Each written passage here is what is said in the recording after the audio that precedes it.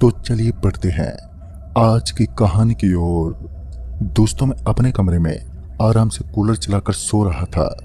पता नहीं उस समय टाइम क्या हो रहा था, लेकिन मैं एक गहरी नींद में था। अचानक मेरे पैरों पर किसी ने अपनी उंगलियों से छुआ और हल्की हल्की और मासूम सी उंगलियां बड़ी ही प्यारी लग रही थी। पहले तो मुझे इसके लिए काफी ज्यादा ठंडक महसूस हुई, लेकिन बाद में मेरा पांव जलने लगा।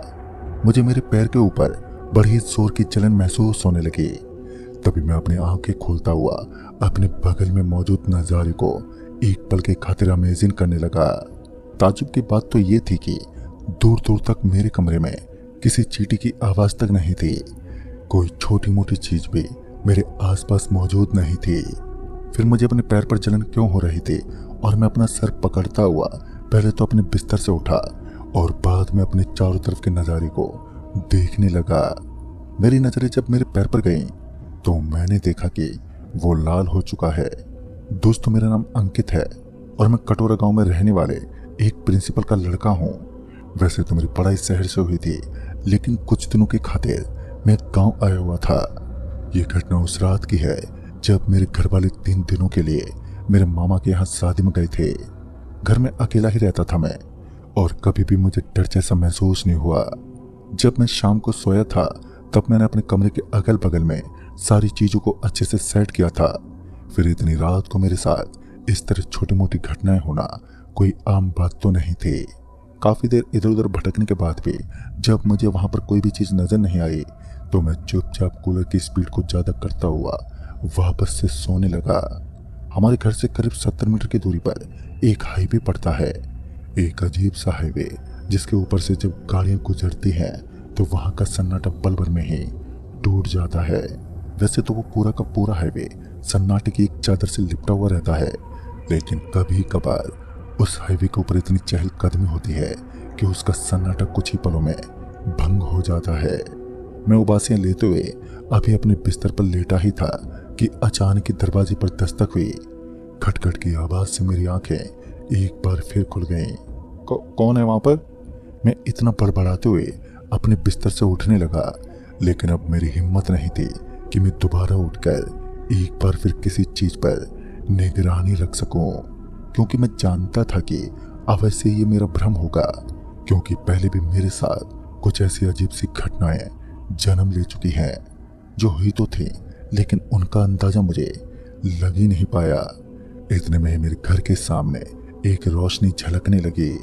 पहले तो मुझे लगा कि ये किसी गाड़ी की रोशनी होगी, लेकिन जब मैंने अपने घर का दरवाजा खोला तो वहां ऐसी कोई चीज नहीं थी जिसकी वजह से घर के अंदर रोशनी पहुंच सके।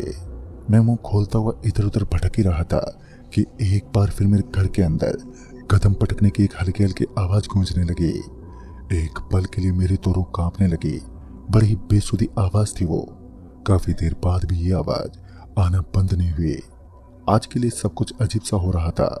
ये पहली रात थी जब मैं अपने घर वालों की बजाय बिता रहा था। जब मुझे ऐसा लगा कि यहाँ पर कुछ तो अजीब हो रहा है तो मैं अपने घर से बाहर निकल गया और मैं टहलने लगा। फिर मेरी नजर जब फोन पर गई तो मैंने देखा कि अभी रात के 12:30 बजने को आए थे, और इसी बीच सड़क के ऊपर से गुजरने वाली एक गाड़ी की ध्वनि मुझे इतनी तेज सुनाई दी कि ये अंदाजा लगाना बेहद आसान था कि अभी अभी उस गाड़ी का एक बड़ा एक्सीडेंट हुआ होगा। उस गाड़ी की छोटी लाइट जो झपकती रहती है वो तो नजर आ रही थी, लेकिन उसके अलावा गाड़ी का कोई भी पुर्जा ठीक से मुझे दिखाई नहीं दिया। बावजूद इसके कि वहां हल्की हल्की रोशनी थी। एक बार तो मैंने सोचा कि क्यों ना मैं उस रोड के ऊपर जाकर देख ही लेता हूँ कि सच में वहां कोई एक्सीडेंट हुआ भी है या फिर नहीं, लेकिन मेरा दूसरा मन वहां जाने के लिए मना कर रहा था। तभी मैंने ये निश्चय किया कि इतनी देर रात में उस सड़क पर नहीं जाऊंगा। क्या पता चोर डाकुओं का आतंक कब मेरे ऊपर बरप जाए। मैं अभी सड़क पर खड़ा होकर उस इलाके को घूर ही रहा था, लेकिन ना ही तो मुझे वहां कोई इंसान दिखाई दिया और ना ही दूर दूर तक अब किसी गाड़ी का कोई नामो निशान था। पता नहीं आज मेरे साथ ये अजीब अजीब हादसे क्यों हो रहे थे। इस समय मुझे नींद तो बहुत जोरों से आ रही थी, लेकिन उसी दौरान मेरे फोन की घंटी बजने लगी, और जब मैंने अपनी नजरें फोन पर गड़ाई तो मैंने देखा कि इस समय मेरी गर्लफ्रेंड का फोन था। मैंने फोन रिसीव किया और हम दोनों आपस में बातचीत करने लगे। इसी बीच कब मेरी नींद उड़ गई मुझे पता ही नहीं चला और मैं अपने घर के सबसे छोटे वाले कमरे में पहुंचा, जहां मेरे पापा अपने ऑफिस का कुछ जरूरी काम किया करते थे। मैं आज तक उस कमरे में नहीं गया था।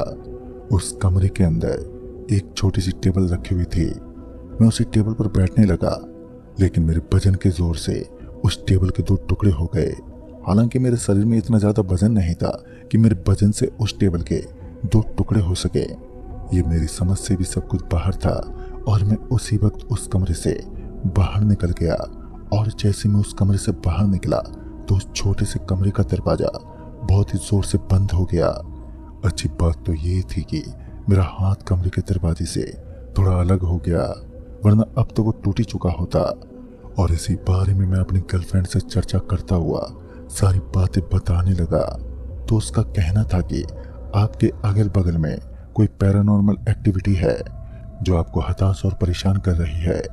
दोस्तों, एक बड़े शहर में पढ़ा लिखा लड़का इतनी जल्दी इन चीजों पर विश्वास करे, ये कहाँ आसान था। मैंने उसकी बातों को इग्नोर कर दिया, पर वो मुझे जल्द से जल्द घर के अंदर जाने को बोल रही थी। लेकिन मैं अभी भी किसी खुले शेर की तरह उस जंगल में घूम रहा था जो पैरानॉर्मल एक्टिविटियों का घर माना जाता था। इस बार जो ध्वनि मुझे सुनाई दी थी उसके बाद मेरे दिल की धड़कनें तो अब तेज होने लगी। छन-छन पायलों की एक अजीब सी आवाज जो घुंघरू से कम नहीं थी और ये ध्वनि मेरे पीछे से आ रही थी। मैं अपनी सांसों को तेज तेज खींचता हुआ धीरे धीरे अपने पीछे पलटा तो मैंने देखा कि वहां कोई नहीं था। और उसी वक्त मैं दौड़ता हुआ अपने कमरे में पहुंचा और उसे पूरी तरीके से लॉक कर लिया। मेरी जिंदगी का ये पहला ऐसा वक्त था जब मुझे किसी चीज से इतना भय लगा। हालांकि अभी भी मुझे ऐसा ही लग रहा था, शायद ये मेरा कोई बड़ा भ्रम हो सकता है। और उस रात तकरीबन आधे घंटे के बाद बातें करते करते मुझे नींद आ गई। फिर जब सुबह मेरी आंख खुली तो मेरी नाक में एक अजीब सी बदबू घुसने लगी। ये बदबू इतनी ज्यादा गंदी थी कि इसे सूंघना मेरे बस की बात नहीं थी। और मैं उबाकियां लेता हुआ अपने घर से बाहर निकला तो मैंने देखा कि घर के बाहर एक सड़ा हुआ कुत्ता पड़ा था जिसका मांस गल चुका था। और इस गंदी बदबू को इमेजिन करता हुआ मैं घर से तो बाहर पहुंच गया, लेकिन अब मुझे इस कुत्ते को किसी तरह अपने घर के सामने से हटाना था। और उसके लिए मैंने एक कर्मचारी को बुलाया। उस कुत्ते की दशा को देखकर मुझे ऐसा लग रहा था मानो किसी बड़े शिकारी ने इसके ऊपर हमला किया हो और सिर्फ उसका खून इस्तेमाल किया हो। लेकिन कुत्ते को मारना और उसका खून पीना कोई भी जानवर इतनी गंदी हरकत तो नहीं कर सकता। फिर अब जो हुआ वो तो बीत चुका था। इस बात को जानने के लिए मेरे पास कोई भी ऑप्शन नहीं था। मैं अपने सातिर दिमाग से यही सोच रहा था कि आखिर एक कुत्ते को मारकर उसका खून कौन सा जानवर पीता होगा। फिर जब मेरा दिमाग पकने लगा तो मैंने इस बात को भी नजरअंदाज कर दिया। कहते हैं जब आत्माएं इंसान के पीछे लगती हैं तो वो तब तक उसका पीछा नहीं छोड़ती जब तक कि उस इंसान को कोई नुकसान ना पहुंच जाए। मैं अभी तक एकदम सही सलामत था, लेकिन रात में हुए इस हादसे को अब मैं भूल चुका था। मुझे तो कुछ याद ही नहीं था कि रात में मेरे साथ क्या हुआ होगा, या फिर यूं कहें कि मैंने उसे याद करना ठीक नहीं समझा। धीरे धीरे एक बार फिर वक्त बीतने लगा और अब मुझे उसी समय का इंतजार था जो एक रात पहले मेरे साथ घटा था। अगर कोई अनजानी शक्ति हमारे घर के आसपास मंडराने वाली है तो आज उसकी असलियत भी हमारे सामने आने वाली थी, क्योंकि आज मैंने अपने घर के सामने एक सीसीटीवी कैमरा फिट किया था जो आसानी से उस नज़ारे को कैद कर सकता है। जब सूरज ढलने को आया तो मैंने बगल में रहने वाली आंटी के घर से थोड़ा खाना मंगवा लिया और खाना खाने के बाद मुझे कोई और काम नहीं था तो मैं अपना फोन चलाने लगा। वही समय और वही दौर और वही कुछ अजीब अजीब हरकतें। एक बार फिर मेरे घर के बाहर से कुछ ध्वनि आने लगी। अब इस बार घर के बाहर किसी की घुंघरू की आवाज नहीं बल्कि कुत्ते के रोने और चिल्लाने की डरावनी आवाजें मुझे सुनाई देने लगी। मैंने शहर में काफी सारे कुत्तों को रोते हुए जरूर देखा था, लेकिन इस कुत्ते की आवाज बड़ी ही दर्दनाक होने के साथ साथ बड़ी ही डरावनी और खौफनाक लग रही थी। घर से बाहर निकलना तो दूर की बात थी, मैं खिड़की से भी नहीं झांक पाया। लेकिन वो कहते हैं ना, जब पैरानॉर्मल एक्टिविटी अपनी औकात दिखाती है तो फिर इंसान का जीना हराम हो जाता है। और मैं अपने कान में हेडफोन लगाकर उस आवाज को इग्नोर करना चाहता था, लेकिन मेरे घर का दरवाजा इतनी जोर से खुला कि मैं कुछ समझ ही नहीं पाया। दरवाजे पर इतनी जोर की दस्तक होता देख मैं थोड़ा सा घबरा गया और फिर एक दस्तक जिसने मेरे रोंगटे खड़े कर दिए। कुछ पैरों के निशान मेरे कमरे के अंदर आते नजर आ रहे थे। पहले तो मेरे घर के अंदर कुछ अजीब अजीब होने लगा, जैसे घर के बर्तन हवा में उड़ने लगे थे। दूसरी तरफ घर के अंदर वैक्यूम मशीन भी अपने आप ही चलने लगी और तो और किचन में अपने आप ही गैस भी जल चुकी थी। कुछ खाना पकने की सुगंध भी आ रही थी। तो मैं तुरंत ही उठा और रसोई घर की तरफ चल दिया। मेरे हाथ और पांव के अंदर थरथराहट हो रही थी। लेकिन जब मैं कमरे में पहुंचा तो सबसे पहले मेरी नजरें एक बर्तन में गई। उस बर्तन के अंदर कुत्ते के कटे हुए पंजे रखे हुए थे और ये सब देखने के बाद तो मेरा पूरा चेहरा सफेद पड़ने लगा, क्योंकि इससे बुरा दृश्य मैंने अपनी लाइफ में कभी नहीं देखा। और ये वही कुत्ता था जिसको मैंने सुबह ही मरा हुआ देखा था और अपने घर के सामने से दूर फिकवाया था। मगर ऐसी हरकतें कोई इंसान तो नहीं कर सकता। और एक बार फिर मुझे अपने घर के बाहर किसी गाड़ी के इंजन की आवाज सुनी थी। मैं थोड़ा सा हताश होकर अपने घर के दरवाजे के पास पहुंचा तो मैंने देखा कि मेरे घर के बाहर कोई गाड़ी नहीं थी, लेकिन उस सड़क के ऊपर अभी भी मुझे कोई नजर आ रहा था। मैंने थोड़ी हिम्मत दिखाई और बिना ही कुछ सोचे समझे हाईवे की तरफ चल दिया। अभी मैं उस हाईवे की तरफ गया ही था कि वहां पर एक गाड़ी पलटी खाकर नीचे पड़ी हुई नजर आ रही थी। उस गाड़ी की हालत अब बहुत ही ज्यादा खराब बनी हुई थी। इसका मतलब गाड़ी के अंदर बैठे हुए लोग अब तक स्वर्ग के लिए प्रस्थान कर चुके होंगे। और मैं उस गाड़ी के बगल में पहुंचा तो एक काला काला सा हाथ उसके नीचे से निकलने लगा।